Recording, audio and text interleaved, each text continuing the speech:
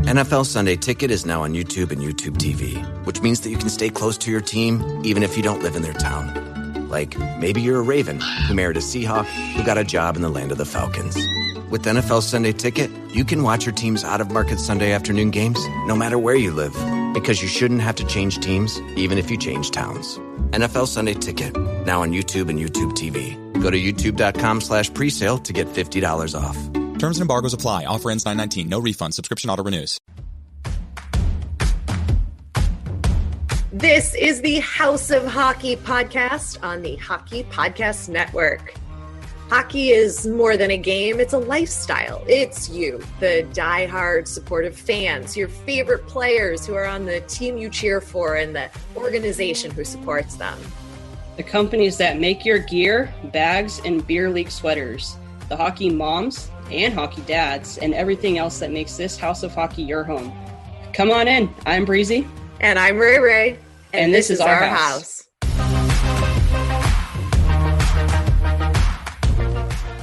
Welcome to the House of Hockey podcast. This is episode 111. I'm one of your hosts, Rae Rae. And I'm your other host, Breezy. And this is one of the other super exciting guests we have been teasing that we had coming up for you all. We talked to Kathryn Dobbs. She is the Senior Vice President, Chief Marketing Officer for the Columbus Blue Jackets. She's also a Blue Jackets fan, started out as a fan before she even got into her current job. She shares that whole story. We talk about it all the things that are important to us fans. Whether or not you're a Blue Jackets fan, you're going to love this interview because we talk about so many of the important aspects that us as fans care about. And to hear it from somebody in the chief marketing officer position of an NHL team is super reassuring. But you're also going to learn about the Blue Jackets and the fifth line and the pride that Kathryn has and the pride that the fans and the team have in that market. So, and some funny stories with players. Yes, definitely funny stories with players for sure. So wait for that. That'll be coming up shortly. Mm-hmm. And before we get started, this is a no cry zone today. Please. I can't. No cry zone today. I can't. For both of us. You for Mr. Ben, me for the good old Dustin Brown. Oh, and for Tom, the EBUG, Tom Hodges. Oh my God. I had to turn off the Ben Stelter content because I was just like, no, I'm not going down this hole. I'm not going to start totally bawling my eyes out all day and being sad and depressed. Even though it's not depressing, it's super incredible and uplifting, but like it's also sad. So let's fill everybody in on this sad thing. But we're not going to cry. Okay, well, let's go with Ben Stelter. So he is the young boy who is an Edmonton Oilers fan, and a couple weeks ago, the team had him, as like their guest of honor, and had him at the game. They took him into the locker room. He's become BFFs with Connor McDavid. And they even had him come out to, most recently, a morning skate with the boys. And that had me sobbing. And then he was presented a upper deck baseball card, not baseball card. I call them baseball cards, trading cards, with his picture and Connor's picture on it.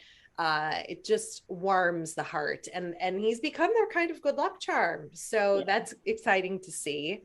That kid just makes me want to keep crying. The EBUG story, which is the best story, I think, of the week. You probably disagree, but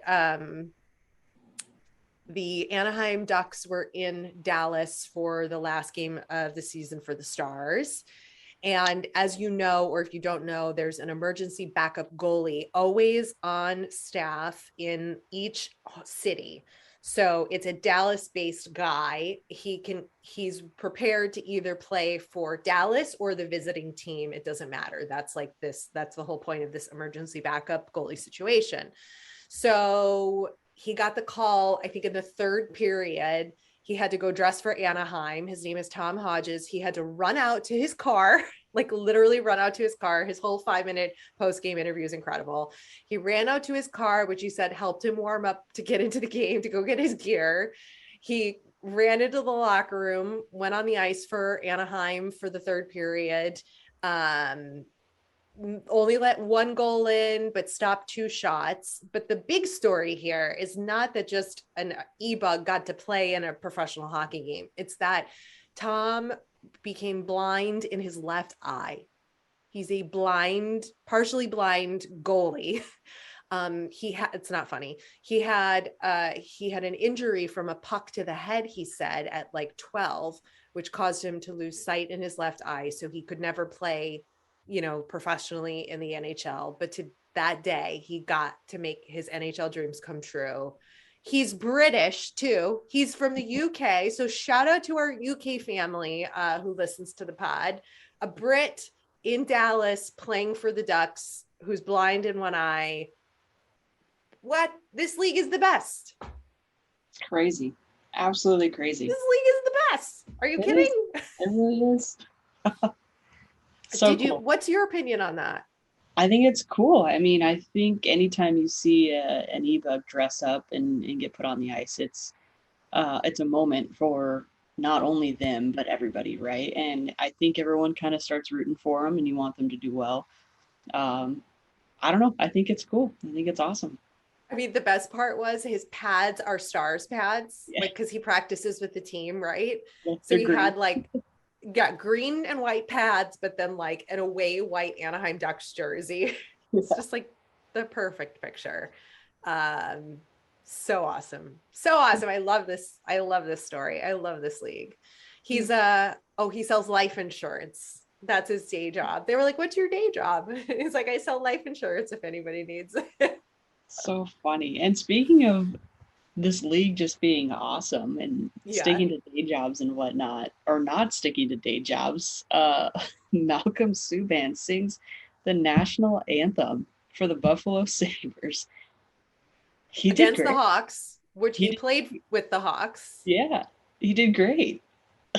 He did phenomenal.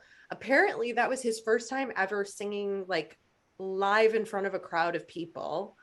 And the boys, like, you see all the boys like smiling and chuckling a little bit, like when he hit those really great notes. Because I'm sure they probably heard him sing a bunch in the locker room. Yeah. And all the boys gave mad stick taps afterwards. And like how random that happened. Like, what's all of a sudden these like incredible stories coming out of the league at the end of the regular season? Yeah, it's so funny. I mean, I hope we see more players sing the national anthem. Like, has Duchesne ever done it? No. Duchesne? Does he go by Duchesne or Duchesne? Duchesne. He has not done it. He would probably do pretty well, I would assume, too. Mm-hmm. I don't know. That'd be cool. That would be really cool if he could do that. He'd have to do it with the guitar, like acoustic style, I want from him. I'll have my people get in touch with his people to make sure that happens just for you. Great. That happened. And then also, here's why Breezy was crying this week. Dustin Brown announced he will be retiring at the end of the season. He's plays for the LA Kings. He was the captain, first captain to raise the cup ever. First ever cup raised for the Kings. He was the captain. Kopi is currently the captain and lent him the C for the last game of the regular season, or was it just the day that he announced his retirement? It was for that last game. Kopi wanted Brownie to be captain for one last game, and it was against the Vancouver Canucks, which Brownie and the Canucks have quite the history together, and the Canucks did something, that he didn't expect, and he kind of goes over that in his press conference. I sent you the press conference. I watched it. I watched the whole thing. I was kind of choked up because he's choked up. And whenever you see a hockey player that kind of gets like that, like it kind of hits you. And he had this really cool, was it an analogy or just like a comment, whatever he had said about being a ball of energy. And I don't know if that's just something I personally needed to hear that day, but it really resonated with me. And like, I was like, I gotta send this to Rae, but I know she probably doesn't want to watch this conference because obviously she is not a Kings fan. Not a Kings fan. So I like time stamped it for her. And I was You like, did. at 39:40 or whatever it is, please just watch this clip. It's like a 40-second clip. That was just like something that, I don't know. I keep thinking about it. So and Kathryn does mention something about being a ball of energy later in this episode. So now I'm just like sitting here like, oh my God, my life is revolving around this ball of energy that Dustin Brown just like made visible for myself. But so the analogy was like the team is an energy. And are you adding energy to the team, or are you taking energy from the team, that ball of energy? And he's like, I just try to encourage everybody to be adding, and that's what makes a team great and gives us that chemistry and that ability to play well. And he's like, I've definitely had days where I took energy away and I had to learn those hard lessons. So that's that short analogy.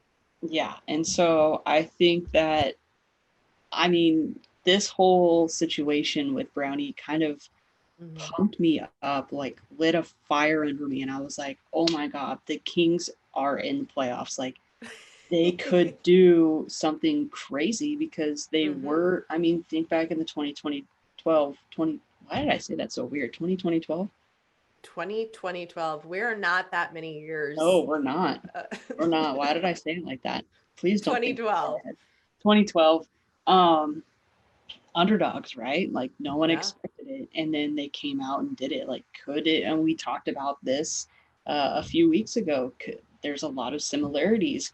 Could the Kings potentially can do it again? And maybe that's just me being all hypey and wanting Brownie to do it again. But I'm excited. I feel like it's sad to see Brown go, much like Getzlaf. Super emotional, but you got to be proud of him and you got to be excited for the future. So that got me this week. Yeah, I did. I ended up watching the whole thing. I had time yesterday and it was really well done. I mean, one of his sons had a whole prepared speech about how happy he was that his dad's going to be home with him and not going to miss games and birthdays and things like that, and that they're going to be fighting over, like Xbox together or something to that degree. And that was sweet. And then his wife is incredible. We need to get her on the podcast. She was a professional hockey player.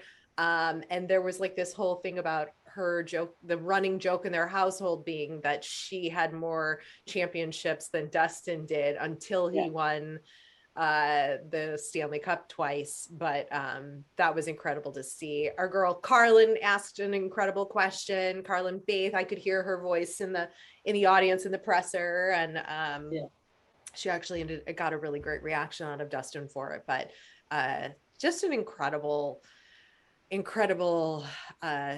ceremony. You could just see the emotions and how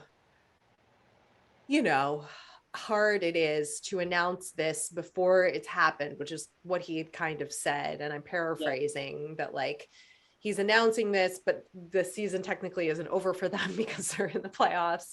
But he felt it was the right time and thing to do. And God, is that guy a team player mentality? You can see why he was captain for the years that he was, and just the way he talks about the game and his play and the team. And, you could just see he's one of the good ones.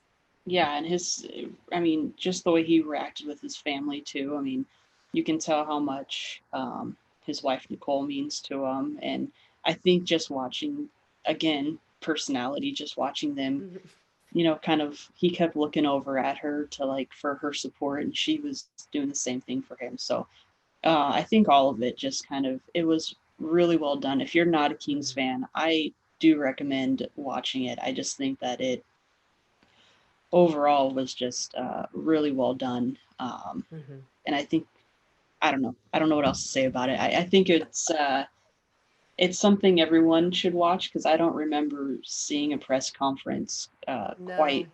similar to what they had done. And just this whole Kobe giving the C for that one last run. Oh my God, that is just, I need that like picture just like framed on my wall. That's just so cool. So 100%. You love to see it. I gotta stop. Breezy's gonna start crying now. For once, it's not Ray.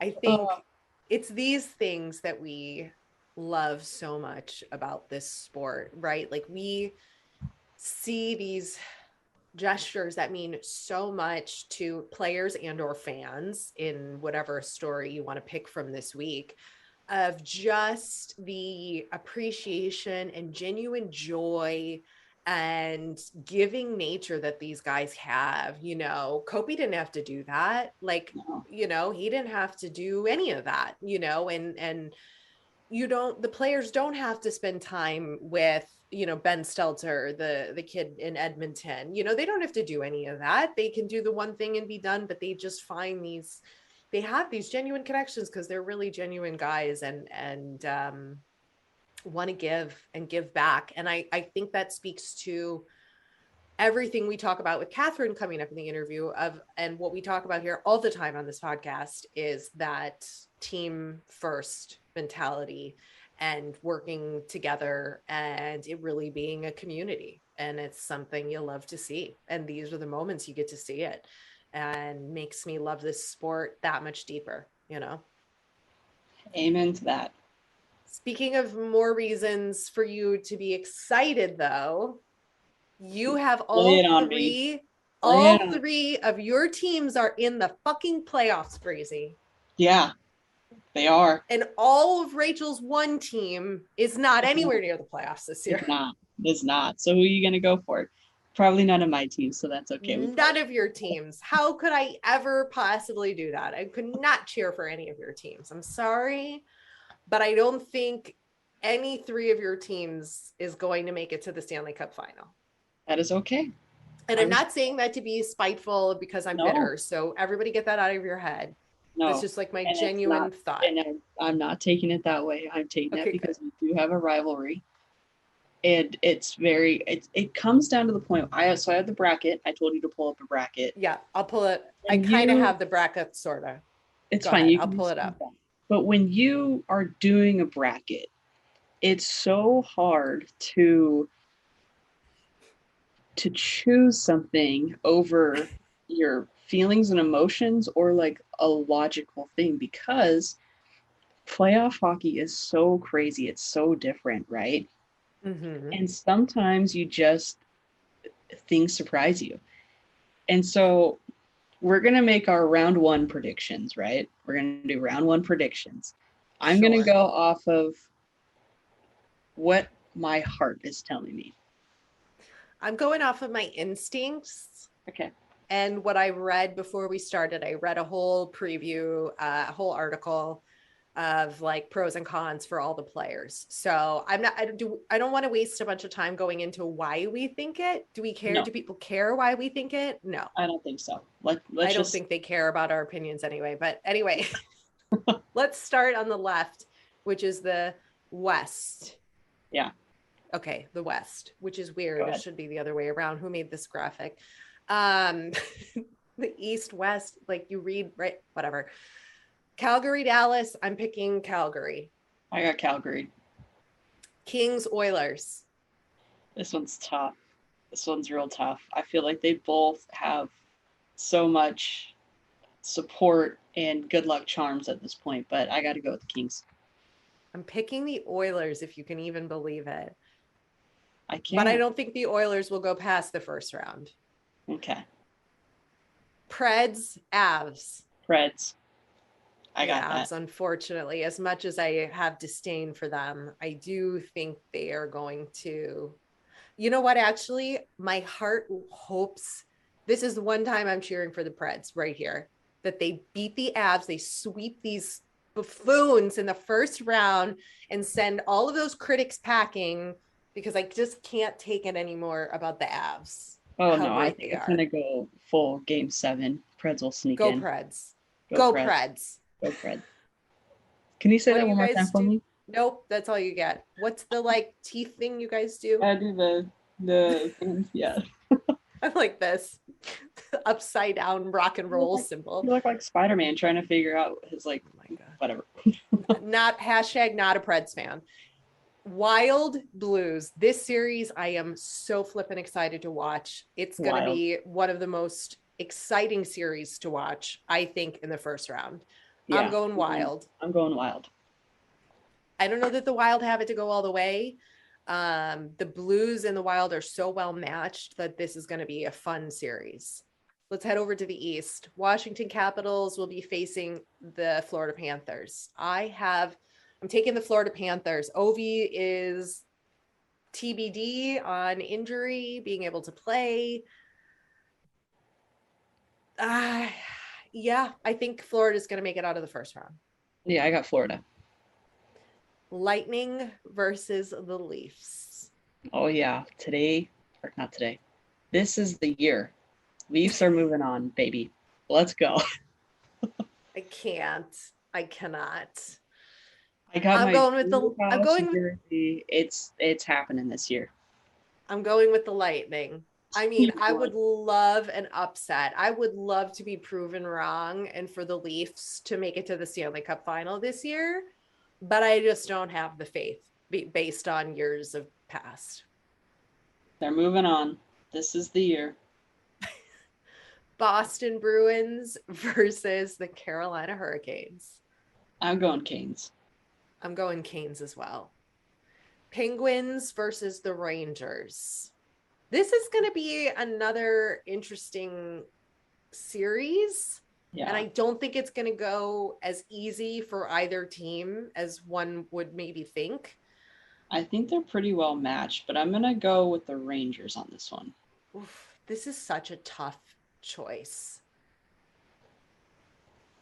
Like, I really want the Rangers to go far. They've had such an incredible season. Their goaltending is unbelievable.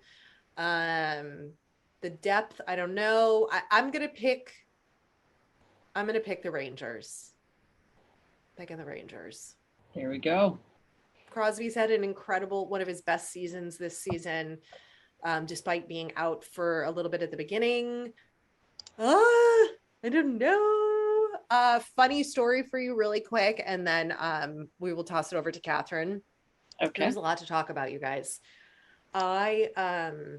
Full disclosure, I broke my hand on Friday. I don't know the extent of my injuries yet. I am on the IR for the playoffs right now. I will be going to a doctor this week. But I had to take the dogs to the dog park, and there was a guy who came in who kind of looked like Brian Dumoulin. Uh-huh. And I thought he had a Penguins hat on. Oh no. And I'm so used to now meeting the Dumoulins around my neighborhood here where I live that I just like so badly wanted it to be Brian Dumoulin with a dog at the dog park, right? Like, they're like, maybe he's here for the weekend because playoffs haven't started, and like that's totally feasible that he could be here. So I was like, is your name Brian? And he's like, no, close, it's Brendan. I'm like, are you a Dumoulin? And he's like, no. I'm like, oh, but your hat. And then I realized it wasn't a penguin. It was a B for the Bruins. Like, I clearly know the difference, you guys. Like, I know the difference, but I had just so badly wanted it to be Brian Dumoulin in the dog park. And it really, really wasn't. Like, it couldn't have been like not Brian Dumoulin at the dog park. Oh my God. That is so funny. I put my foot in my mouth. Like, I have no problem going up to people and being like, are you Brian Dumoulin? But I always end up putting my foot in my mouth in some shape or form. But anyway, that happened. It was not. No. No. You could just asked for his number at that point. Well, I mean, I was just really hoping it was Brian Dumoulin, and like I could share this incredible story of like running into him at the dog park, and that was not the case. And then he had said like, well, we babysat a dog, so I think he had a girlfriend or boyfriend, who knows, but like yeah, it was just awkward. And I was like, okay, kids, it's time to go. Bye. Oh gosh. Pretend like I never talked to you, sir. Next time I see you at the dog park, I'm just gonna leave that alone. Oh my God, that's funny. Let me take my broken hands and get the hell out of here with one-handed trying to wrangle 3 dogs with who are not very well behaved. That was fun, but everything on that front was fine. Just embarrassed myself. What else is new? Let's send it over to Kathryn. Enjoy, everybody.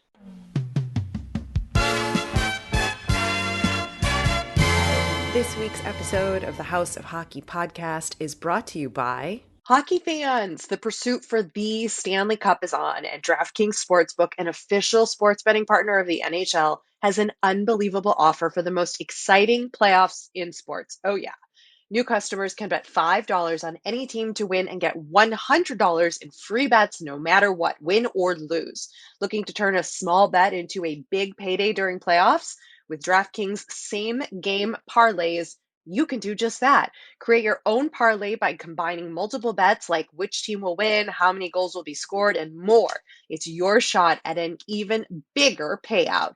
DraftKings is safe, secure, and reliable. Best of all, you can deposit and withdraw your cash whenever you want. Download the DraftKings Sportsbook app now. Use promo code THPN. That's THPN for the Hockey Podcast Network. Bet $5 on any NHL team to win and get $100 in free bets no matter what. That's code THPN at DraftKings Sportsbook, an official sports betting partner of the NHL. Minimum age and eligibility restrictions apply. See show notes for details.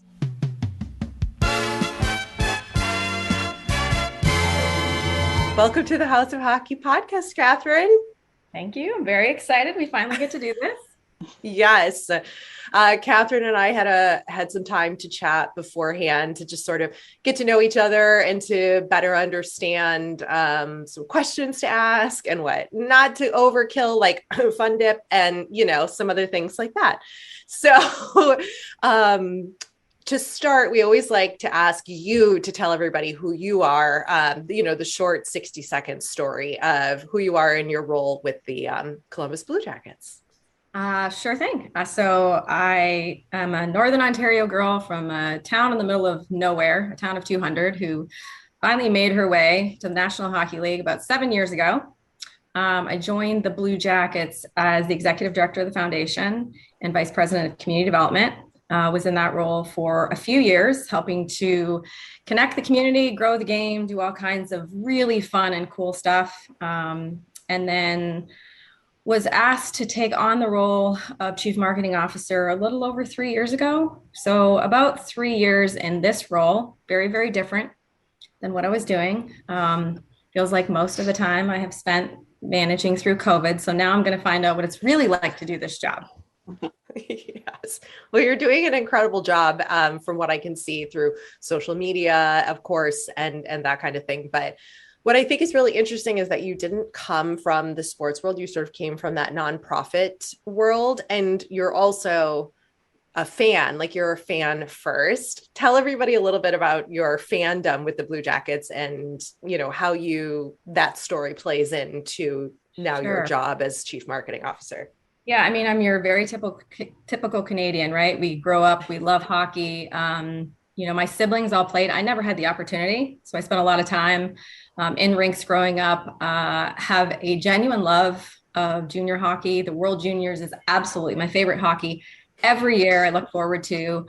And that was really the focus growing up for me. I didn't really spend a lot of time watching the NHL because I was watching my siblings and spending time in rinks. And so I moved to Ohio the first time in 2000. Out of college, I moved here and happened to be the inaugural season of the Blue Jackets. And so when I got here, new team, new place, I was like, all right, I'm going to get into this and give these guys a follow. And right away, fell in love really with the way that this state embraces their sports, but also the way that this community embraced having an NHL team in a small market and seeing that. So coming from where I come from, where it's just what we have beer and hockey.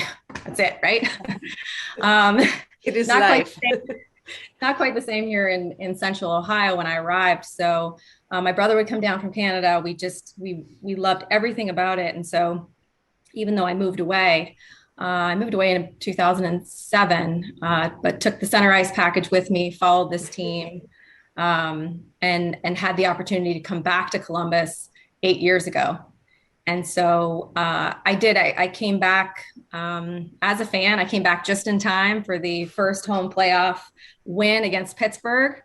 Was in the stands for that, had been here for a lot of firsts over the years. And so really just the opportunity to come back to this market. It's part of what drew me to this market too. I was coming back here to work for the YMCA, and the people at YUSA in Chicago had called me. I was living in New York, working on YMCA resident camp. And they called me and said that the Columbus Y needs a chief development officer.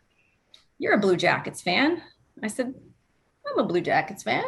I'll consider looking at Columbus. And so really it was part of the interest in coming back here. And it happened to be the very first call when I started here as chief development officer. The very first call I made was to the Blue Jackets to walk down the street and say, you need to grow the game, and I think I can help you do it. And that's where my journey started with them. Shortly thereafter, opportunity opened up. And I said the only thing I would ever leave the YMCA for was the community development job at the Columbus Blue Jackets. And 12 years later, made my way back to this community and got very, very lucky. So I would say probably the reason I could make that transition, not coming from sports, is just because of the unique qualifications that I did have. So even though I didn't, come through sports per se, us Northern Ontario people think we know everything about hockey anyway. So wasn't I born qualified? No, not really. But we come with that spirit. And then I think, what was needed at the time from a nonprofit experience to running the foundation, I just happened to bring a unique set of qualifications that got me in the door, only to realize I was in fact the only executive without sports experience at that point. So the journey began. And there it goes. So how do you go about growing the game in Columbus? I know you said that, Columbus is in Ohio in general is just always rallies around their sports, but what was your approach to growing the game there? It struck me when I moved here, I'd have conversations with people, especially working with the Y and youth sports and have conversations. And I remember having lunch early on at my time here. And the gentleman I was talking to, he goes, hockey's just, it's not like other sports. You can't just play anywhere. You can't just grab a ball. And I was like, what are you talking about? I'm pretty sure I play left-handed because that was the only stick available for my siblings. Right. When you played in the driveway with anything you could find, any ball. And so that really struck me when I got here of interesting that the perception is even there, right? That this sport isn't played anywhere at any time by anyone.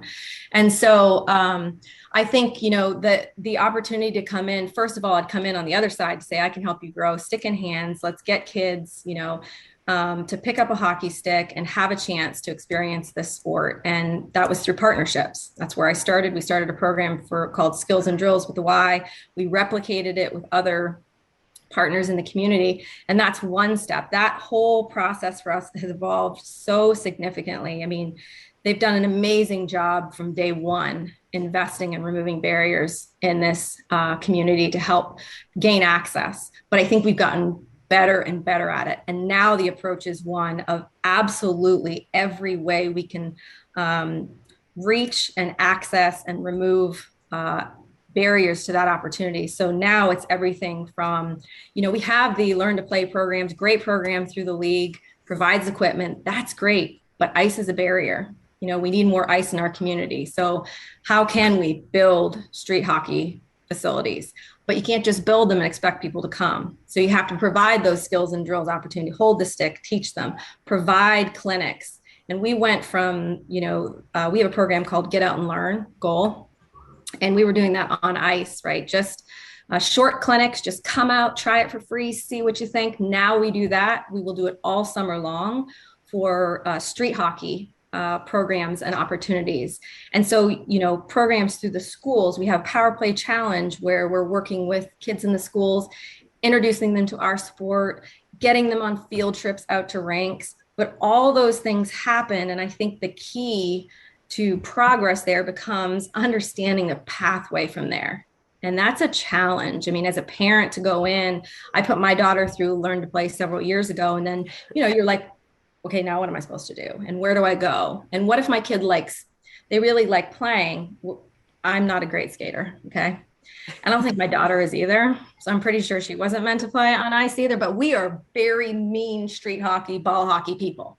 All right. We got time for that in this house. So, what's her pathway and what could she do? And so we're spending a lot of time right now trying to figure out how to better communicate, better coordinate, time the programs, start here, try this, go here. It's a big part of what we do. And listen, this is a market that, we haven't really experienced winning the way we want to, and the way I truly believe we will in this market. But all these things we're doing have to prepare us, because when we win and really win, and everyone else wants to come in and play this great sport, we better be ready. And we're working hard to do that right now. That's incredible. And I mean, gosh, I feel like growing the sport with kids too, it makes things more fun to watch. I mean, that might be something crazy to say. I know we just talked about crazy things, but like, I always just think about when you watch kids do something and grow, and you see that, like, we've already discussed how hockey makes, it makes better people. I think that's just the better way to do it. So how has been the feedback that you've been getting from like parents and whatnot, when their kids may not have been interested in hockey prior, but now they are, and there's so many good programs that you've made available for them? I mean, what's the feedback? Listen, we celebrate every single one of those stories and every one of those wins, right? Because a lot of times people don't see the opportunity or see themselves until they see someone look like them and sound like them and their age and all those things. And we know if we're going to be better in this sport and being more diverse and getting more people to come and play the sport, that we need to start young. It's just the reality, right? However, and then we focus a lot on that because we know we can grow young hockey fans who are going to come out, grow up, support the team. And that's important. But the other side of that becomes, well, what if, at our age, we want to go out and learn the sport? What about that opportunity? And so I think that's another piece as we get better. I talked to a gal recently, an influencer in our market, Jess Brohard. You may follow her on social. She's a big part of the gaming community, but she recently went out and got equipment, and she's in the adult Learn to Play league at our rinks. And I reached out to her and I'm like, that is amazing. How can we follow and talk about doing that? I'm afraid that I'd fall and hurt myself and not recover. Right? That's Breezy and I, yes. That's why we don't play. Right. But it's funny when you talk to the kids and they'll Learn to Play program, and, they'll be like, oh, this equipment's amazing. You feel invincible. And I'm like, please tell me that's what it feels like as an adult. Trying it. So, but I love this story now to be able to talk to her, and we're hoping to do a little more to tell her story again. So you could see yourself, I can go out and I can do this. And there is an option for me, and an option that, I might be comfortable with. So in every way that we can take any feedback and share it back out, we're gonna shout it from the rooftop, because we do believe we have a great sport that is inclusive, that builds great character, and it's a wonderful, wonderful community. Now, how does all of that, like the community aspect and reaching out to the kids and the adults who are the fans and maybe might not even be fans of the team or hockey in general, if you're just introducing the game to them, but how do you take that and all that you've got going there and translate that into marketing an NHL team in your market? Like, what does that add to what you do in your day-to-day job? Well, I think it's one way you consume, right, our product is by the participation. But I think it becomes one piece of the pie of all the ways that you're trying to reach out, engage, and grow someone from a casual fan to being a more committed fan. So, if I look at from my seat and my responsibilities, that's a really important strategy and opportunity, but it's only one. If you look at things like even gaming, look at the opportunity. I mean, it's amazing to me if you think about and what was a non-traditional way to consume the sport, but people that are playing who I mean, they can name more information and statistics than the rest of us just because of the way that they've consumed the sport. And then if you look at it and say, you know what, it's entertainment. We are in the entertainment business. And so what does that look like? And we know from research and things that we do the importance of escaping your day to day and the opportunity to spend time with family, with friends, with your girlfriends, whatever. And so there's that piece. So all of these things in our world kind of add up to say, okay, here's each of the piece. And at the end of the day, our guiding light for what we do is strengthen the brand, broaden the base. Everything we're doing. And if we're doing something and it doesn't do one of those two things, we probably ought to have a conversation. And so really it's a constant holistic view from this seat of the way that people are engaging and consuming the product. Let's talk about your superstitions and rituals for game day and all of that fun stuff. What goes into it? Yeah, well, so for me, that's a personal and a professional conversation. Again, I come as a fan first, but then I also come from a family where we believe and are very committed to our pregame rituals. And we are too. Both okay, good. Breezy, and we've had to work through some of her jinxness that she believed she had. So it's very real. We're on the same page. It's a lot of responsibility, right? It is. It's a lot of responsibility. And for years, as a family, I think, and just a sports fan, I've always enjoyed those things and always, listen, the Tampa series, I can't even tell you, I would change before the game and had to put the shoes back. We were like, we had it down, there was a lot of fireball consumed, which is really not ideal because I'm supposed to work and watch and you have all these things, right? So that sort of for me is like a background of coming into it from a genuine perspective. And then, this year, you mentioned Fun Dip, right? Beginning of the season this year, each year right around opening night, our HR team does a lot of stuff for the staff to keep us going. We're working hard. We're trying to get ready.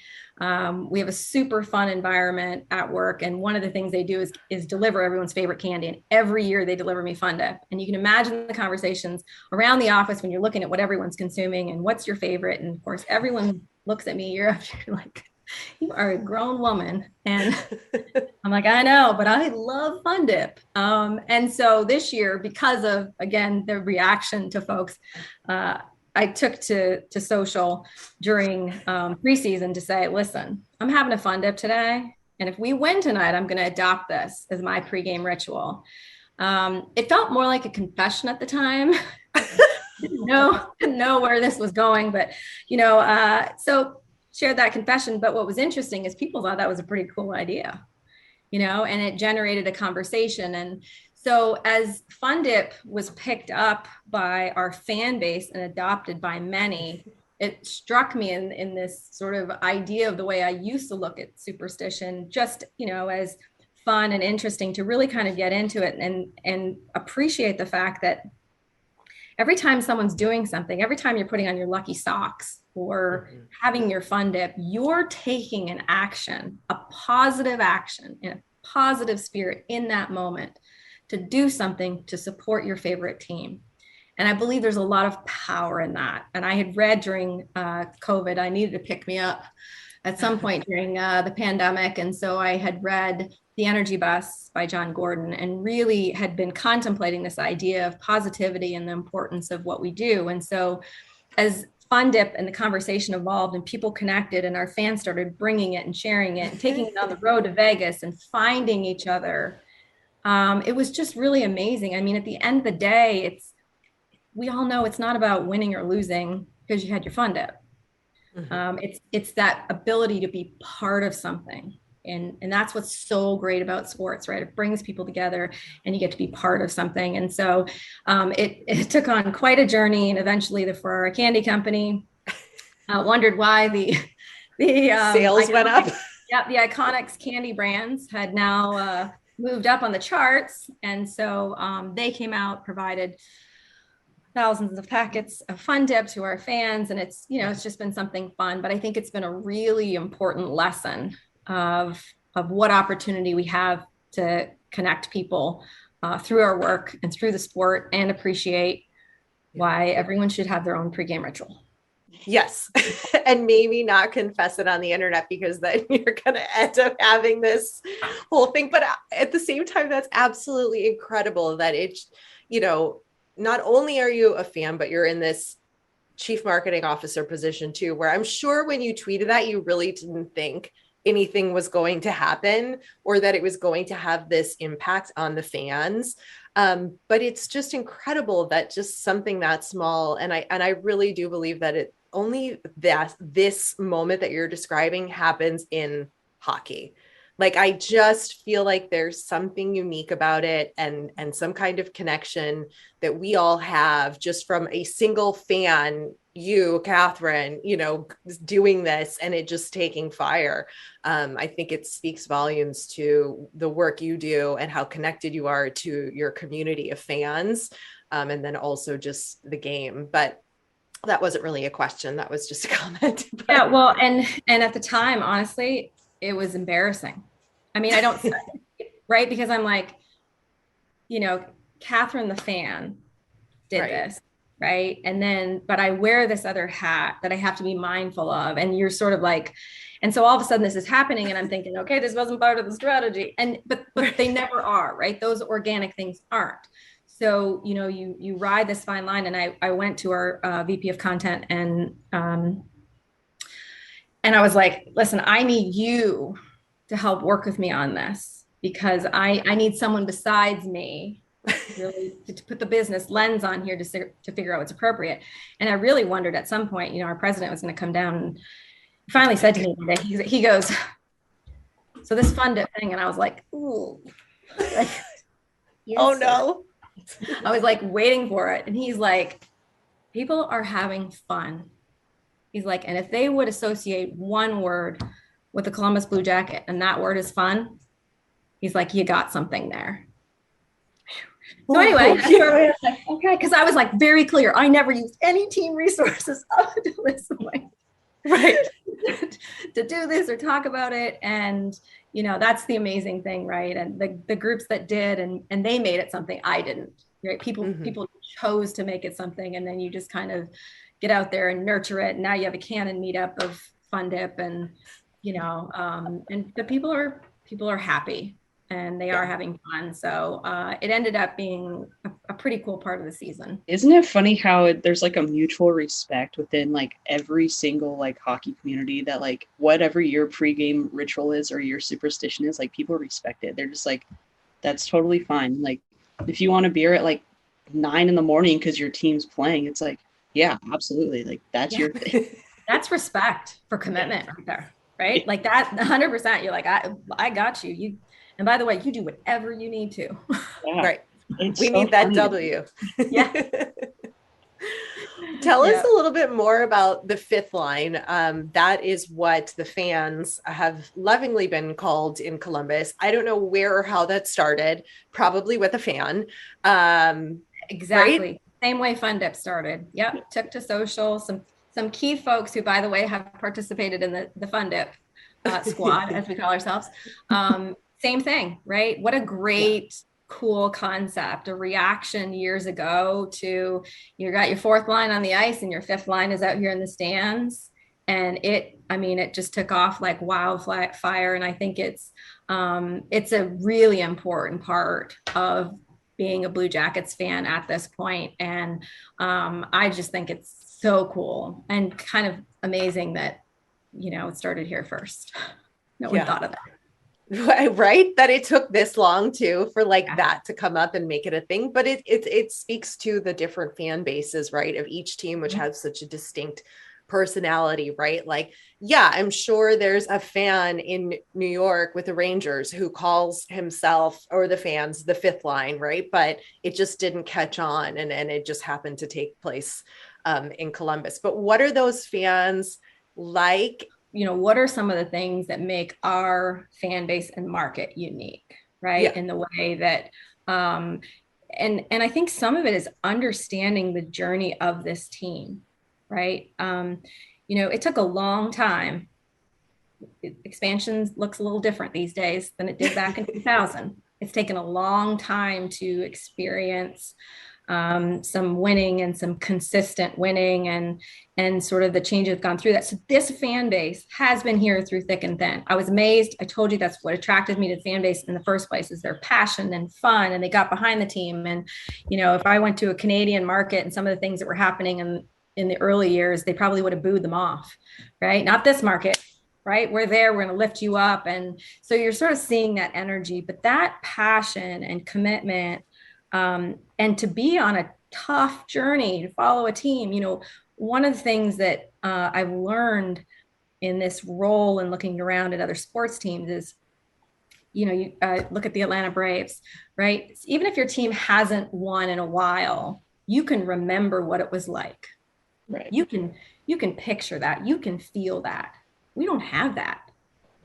Now, I can tell you that first win against, you know, Pittsburgh, right, in the playoffs. I can absolutely tell you now how hard I cried when we swept Tampa.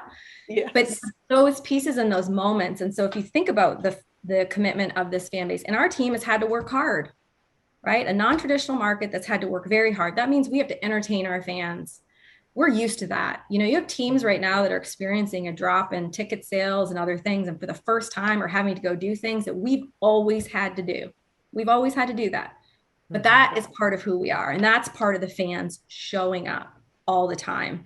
And I've said this, and I've said this to players in some of what we've referred to as the creed for our team.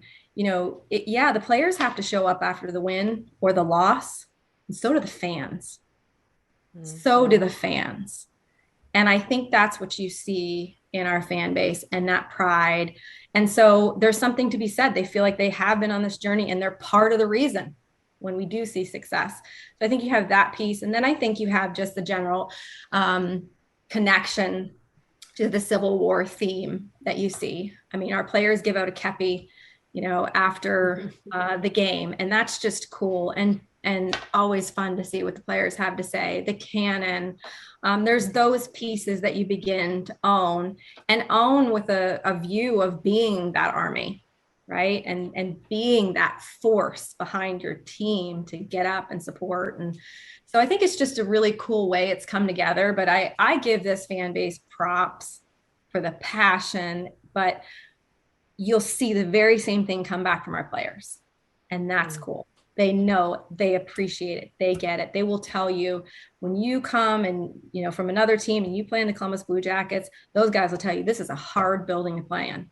It's a hard building. And by the way, because of where we come from and who we are and what it means to be a Blue Jacket, I mean, we saw it the other night against our last home game against Tampa, right? We don't quit. We don't quit.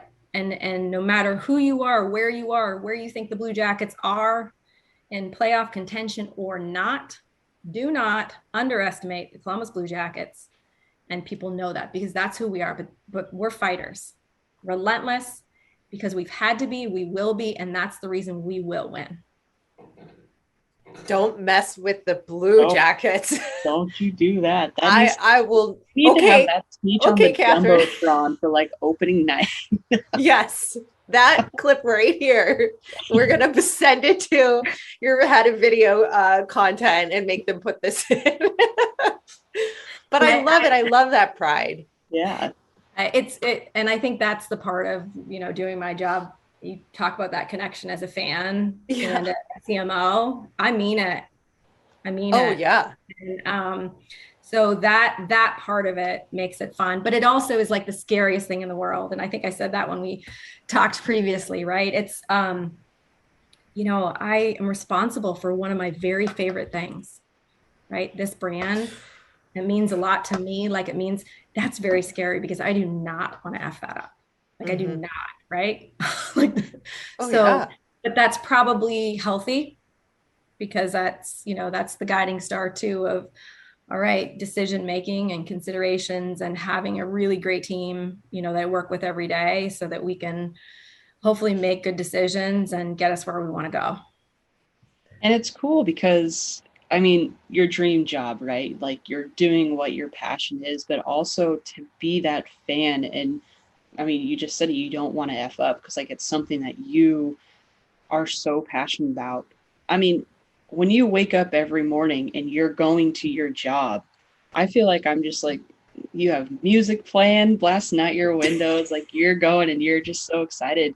But there's also the flip side of it where like there are struggles. And have you faced any challenges that you've been able to turn into like positive aspects from having your role and having to balance both fan but being professional, and still like move forward and know that you have an important job to do?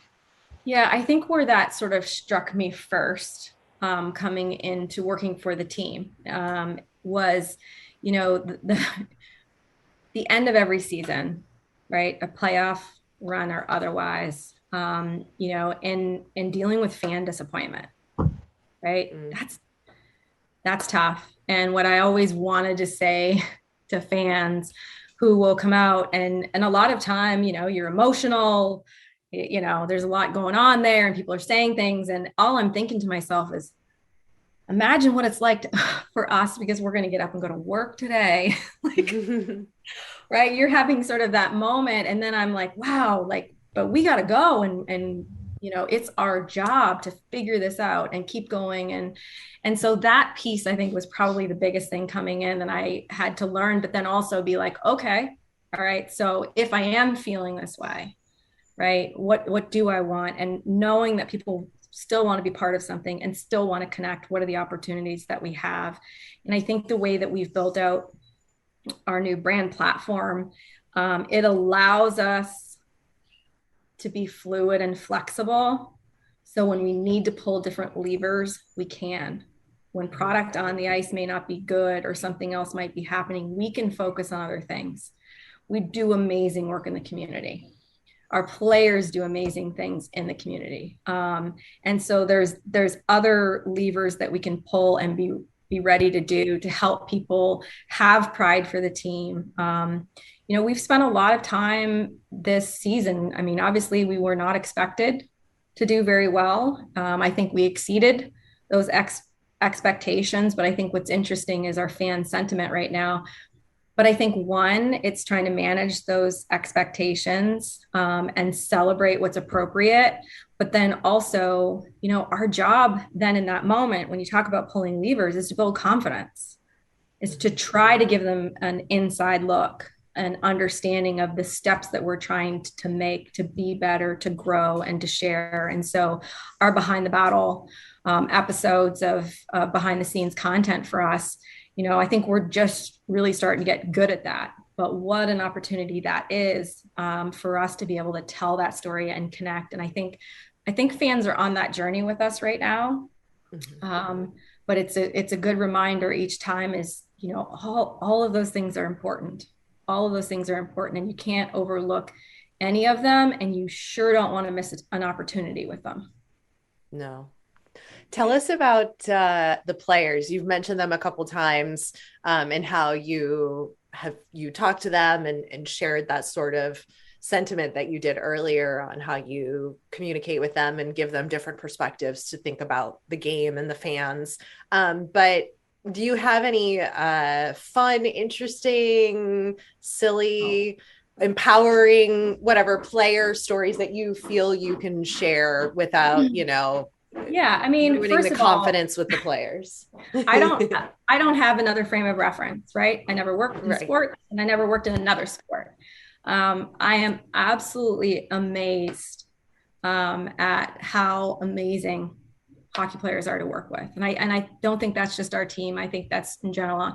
And I've caught myself saying before, I'm not sure I could work with other athletes after working with hockey players. And maybe it's the nature, I've often wondered about that. Why is it different? But maybe it's the nature of the system they grew up in building and staying with families. And does that sort of play into it? But you have that piece of it. And then you have, the expectations when you come up and be a Blue Jacket. I say that it's really, really important to us. This is who we are, and this is what it means to be a Blue Jacket. And when players come in, that's a big part of it. And so, Nick Foligno, and I think you spent time with Janelle. So Nick and Janelle, right? I mean, what a great captain, followed by another great captain in Boone. But being able to work with Nick and Janelle, I'd say one of my favorite things in my time with the team And especially because it was early on when he was named captain, they wanted to donate $1 million, $500,000 to Boston Children's Hospital and $500,000 to Nationwide Children's Hospital. And as a former development officer, that process to me, I'm passionate about. And when someone's going to invest at that level. And so I went through that process with them. We set up dinner with doctors to have them be able to listen and understand the opportunities they had and what areas, and to really choose. Like, I wanted them to know, you don't just give it over. Like at that level, you can actively make decisions. And so, took them through that process, and a gift agreement, as a player to give that much. And why? Well, if you're going to give that, there should be an expectation. But I wanted so badly to make sure that Nick and Janelle had the experience, because he was a leader in the locker room. Mm-hmm. And now all of those guys around him in the locker room had someone, because modeling that behavior, I think, is really, really important. So I think, and had a chance to go to Boston for Nick's 1,000th game ceremony, and got to see Nick and Janelle after, and just really, really great people. So I think that's an example of sort of the deep side of making connections with them and having an opportunity to do good. I would say, an example on the lighter side is probably we have a golf classic every fall at Double Eagle here. And we have an opportunity for the foursomes to draft a player. And so you can pay a little extra at lunch, and we'll give you their handicaps. And those that really want to win this tournament will pick the very best. There's some really great golfers on our team, and sort of going through it. And then there's me. So I love to play golf, okay? But I am not very good. I feel like I've really grown up a lot, because I can say that I will do something I'm not very good at, but that's because I like to play golf a certain way. And so here I am, it's important to participate, and I'm at lunch and they're drafting and they're getting down there, and it's trying to keep things going. So I end up getting the last pick. So I pay a little extra money so that, I'm going to get first dibs with my foursome to play. And so the only person, I hope he doesn't listen, he'll laugh. So Gavrikov. So Gavi is on the list. He's the only guy whose handicap says NA. Okay. So when it's NA, it's not good, right? So we're going through, and if you don't draft a player, you just get assigned someone, right? So about half of them are drafted. So we're going through it all, and I'm in the room. Players aren't in the room at a time. And it gets to me and my foursome, and I pick Gavi. Like, my boss looks at me like, what are you thinking? And I looked at him and I said, because he's going to play golf the way I like it. Now, if you follow us at all, he's just an amazing, humorous, funny guy. And the opportunity to play golf with him was just incredible. And so we got up to the tee box, and actually Scott Harrington ended up playing with us as well. And we got up there, and I walked up to them, and I was like, I go, now look, I handpicked you guys. And they have this look on their face. And I'm like, now let me tell you how I play golf. This is a shamble. Don't know what that means. Not really concerned about it. We will not keep score. We're going to play whatever ball we want. I do not play it at the center. I went through it. And like Scott Harrington looked at me, he goes, oh, thank God. Gavrikov had not golfed a lot. And so there would have been a great meme if I got his first tee shot. Now, like any good athlete, got better through it. But I happened to see him the other day for the team photo. And he's like, are we getting the team back together again? He goes, you're going to make sure. He goes, people, right? He's like, that was the best. I'm telling you, probably the best and most fun I've ever had on a golf course. But if you follow along at all and see, he's a character. And those are the fun side things of, what we get to do, right? You're raising money for charity, but you're just getting to be real people. And so those are special instances. That and my daughter trying to teach Dalton Prout how to bowl. I think she was 6 or 7, and I have video of her giving him pointers. Very seriously giving him pointers. So God bless him. He knelt down and heard every word. And she's like, now look, if you're going to We were bowling with our pediatric cancer heroes that year. So she get it from her mama, apparently. I feel sorry for her. She is just like me. So, you know, every opportunity you get to do things like that and see their outside of hockey self and connect, but they're great human beings. And I'm constantly impressed by how lucky we are to work in a sport where people can be so connected to each other. What's your opinion? Because Breezy and I talk about this a lot here and with our guests of what you just talked about, the players' personality off the ice, their real life personality, and being able to share that with the fans in a way that still honors that team first mentality that hockey has. What does that look like to you? Because I think more and more today that fans want to know those things. Like, we want to see a little bit more. We want to feel like we know them a little bit better because of things like social media and you know, there's a little bit missing. Or is it better to keep that mystery where we don't totally know everything about that person? Well, like, I think I that's don't know, part of how our do you job. manage that? That's part of our job, right? And I think the gatekeeper in that in general is this on brand for our team? This is who we are, and if we share this content, you know, I think that's a general piece. I think, you know, for the most part, we have no choice because of the way content consumption. And again, there's people that could care less about the, you know, hockey puck and hockey stick, but they care what Line A is walking in wearing today. Right. I mean, you know, that's very real stuff. And just, again, I think that's the evolution of where we're going. And one of the things I think that's been a little bit more challenging for hockey in general is because the emphasis of being team sport, team. You don't call out one guy. You don't do those things. And when you start to get someone who likes that and might want a presence, but not everyone does, that's a balancing act. And I think we're still trying to find our way. I think, you know, right now you've got some guys that love it. I mean, we've got guys that might say, hey, you know, I'm coming in today. When you take pictures, can you send me some? And I'll put them out on my social channels. Absolutely. And then you have other guys that might be like, hey, can, you know, not today.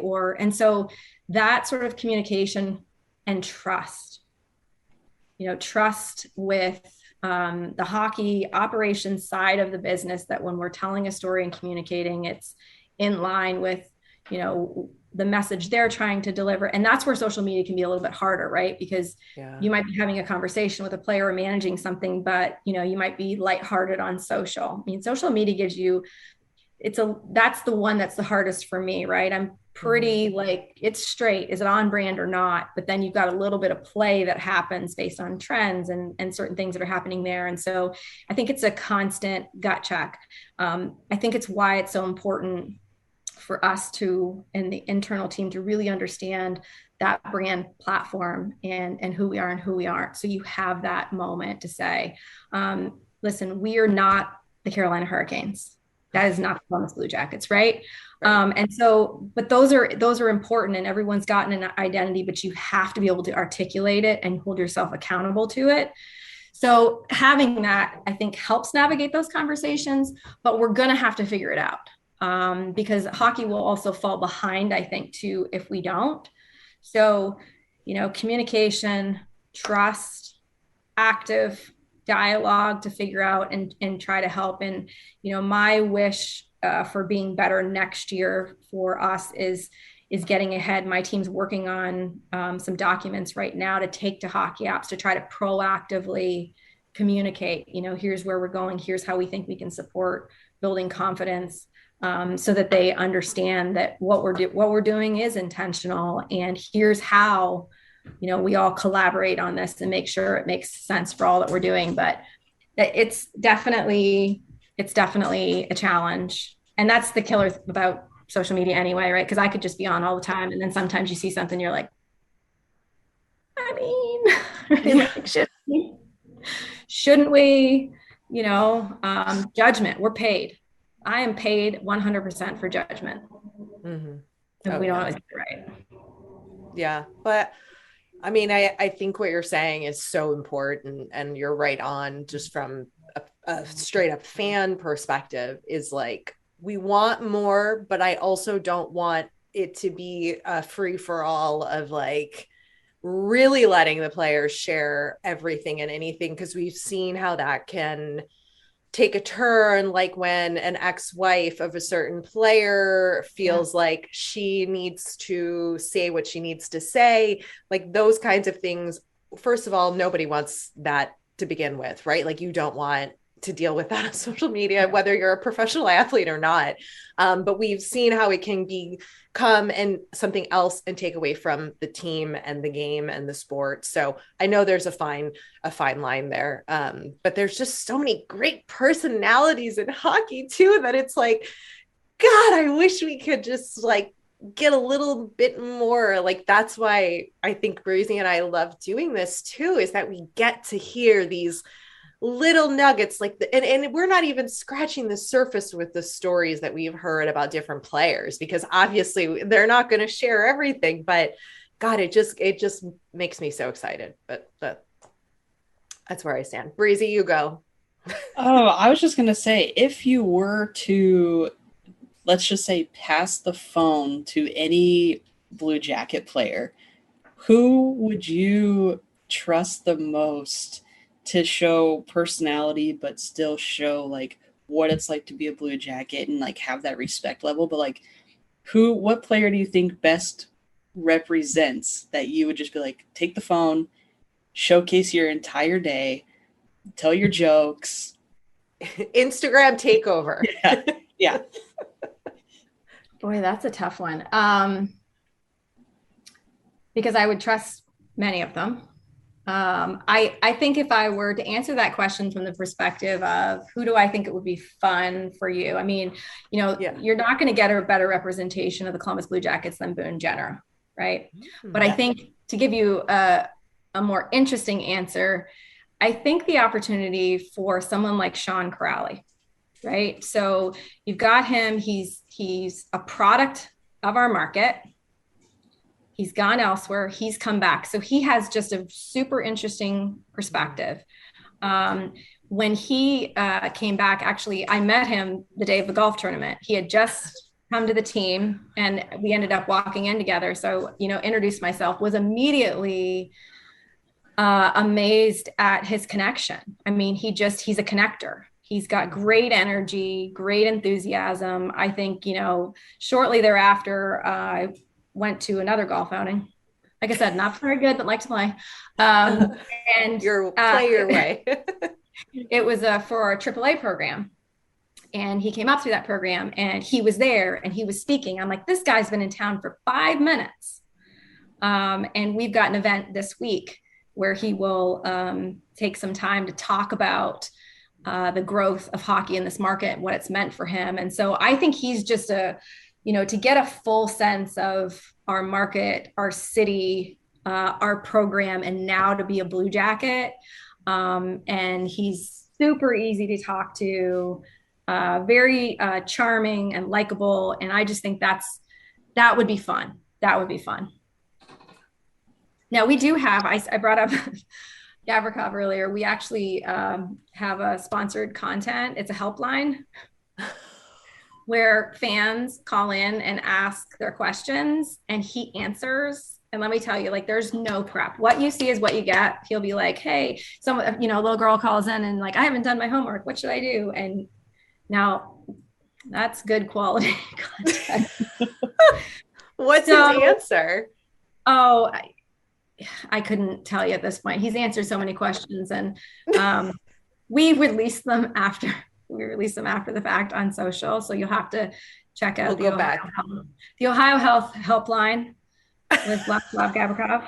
I'm not sure I would have my daughter call in and ask her for advice, but it's a lot of fun. Great. Another way, I mean, talk about a win-win, right? It's content. We've got a partner on it. It's fun. You get to see players' humor. That's a great example where things work together well for the good of the entertainment for all. So, right. Oh, that's brilliant. I love it. I love it. It's funny. Breezy, do you have any more questions or should we get her with the final three? Let's go for the final three. Okay, we ask everybody these three questions. Man, women, player, non, whatever. So who is your favorite hockey hunk? So I would say for me, I feel like this makes me feel old. No offense, Lemieux. But Lemieux for me was always, and I had the chance to meet him early on with the Jackets. We went over to Pittsburgh. We traded. They would come to our foundation event. We would go to theirs to try to, learn from each other. And so at the event, I was there with the foundation board chair at the time, and we walked up and I went over and introduced myself. Like, this was like a moment, right? Again, I'm a fan, these moments. And, as we, I thought I did, it was very professional. And then as we walked away, our board chair, she's a good friend, but she's behind me and she's going, "You're losing your shit right now, aren't you? You're losing your shit." And I was like, I thought I kept it together very well. But that was like for me, that was a big deal of someone I grew up and just thought, he was the best. That's awesome. I don't know what I would do if I had to go up to my favorite, and I don't think I could talk to him, to be honest. So I got to give you a round of applause for that one. Mm-hmm. Yeah, well, there's video. Go ahead, Breezy. Give her the that's funny. All right. So who is your favorite hockey lady? David Clarkson played on our team. Not very much, was injured most of the time. However, we did some charitable work. And I got to know his wife, Brittany. She just was the most down to earth, like one of those people I was like, I want to be her, I want to be her. You would never know, what she was juggling, and, now they have a lot more kids. I've kept up with them. Apparently after hockey, they had more, God bless them. But she made an impression on me. As there's just sometimes you meet people, you're like, I want to be friends with them, or they, you look at them and their situation, and she was just so lovely and down to earth. I can't say anything. You would have never known, that she was a player's wife. And so I always liked them. And Clarkson has done so much work in the community. And I think, can be overshadowed by some of the playing issues with his injuries. And you didn't ask for this story, but this is a bonus. Talk about another good moment.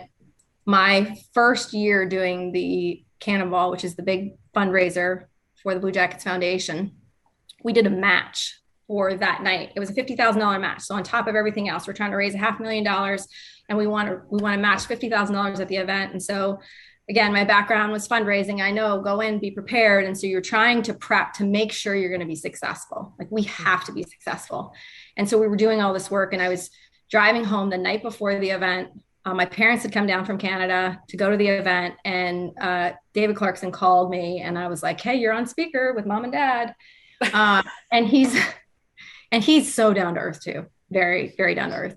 And so he said, "Listen, I know we have the event tomorrow, and I know that you're trying to make sure that, this money is raised." He said, "You've been working so hard, you and your team, and I want you to know, no matter what the number is at the end of the night, I'll make sure I'll cover the difference. I want you to sleep well tonight and know that you've done it." Wow. Yeah. So, that's real. Wow. Right now. Mm-hmm. I was so happy we made it without him. Right. But, that's a very real gesture that, most people would never know. And so hockey players are good people. We agree. Yeah. We agree. And the last question is, do you have a Sidney Crosby story? I do. Yes. Some people do, some people don't. And so It's always a crapshoot. Well, and it's a little weird for me. It's like battle on my shoulders, right? Because, listen, Team Canada, I bleed red and white. I make no apologies for that. And so, he's an important part of that. However, Pittsburgh, on the other hand, as it relates to our team is a different story. But when I was working for the foundation and I would do meet and greets after the game, again, single mom, right, working. And so my daughter always came to the weekend games with me and everyone got to know her. So wherever I went, so if I did a TV interview, they'd sit her up. I mean, amazing radio booth, very cool. I would, bring her along and she was probably 7 or 8 at the time. So I'm downstairs in the player hallway waiting on one of our players to do a meet and greet. And my daughter's standing at the door and she's seeing, there's Nick and there's Cam Atkinson and, and the next thing you know, Sidney Crosby walked by and she looked at me and she goes, "Who's that?" And I just saw the smirk on Crosby's face. Like it was so priceless. It was so priceless, right? She's like, "Who's that?" I'm like, "Honey, it's just Sidney Crosby." She's like, "Oh." Just yeah. So, I wasn't sure I want to die a little inside or be like, "Oh, I love you, kid. I love you, kid." Right. So good. That's such a good story. I hope he hears this and can one day. We need to just compile all of our stories. Breezy, I need to take an edit and take every single 100 episode guest Sydney stories and just string them all together and send it to him. Maybe he'll come on if we do that. There you go. Yeah, right. Oh, that's great. That is a great story. Tell everybody where they can follow you on social media. I know you're very active on Twitter, so feel free to shout that out. Yeah, Kate Dobbs 99. Spend probably more time on Twitter than anything else. Been very active this year, as has my mother and my stepfather, except they don't have social channels, so they send me their videos and you for me to post. So I say that it's, my social channel, but really I think it's my mother's and I'm just her PR person.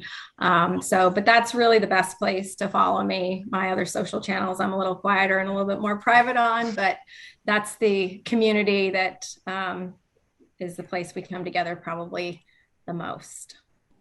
Okay, wait, I just had one more question I thought of. Okay. Give us your 30-second, what do the Blue Jackets need to do in the off season to improve for next season? Fan hat. Fan hat.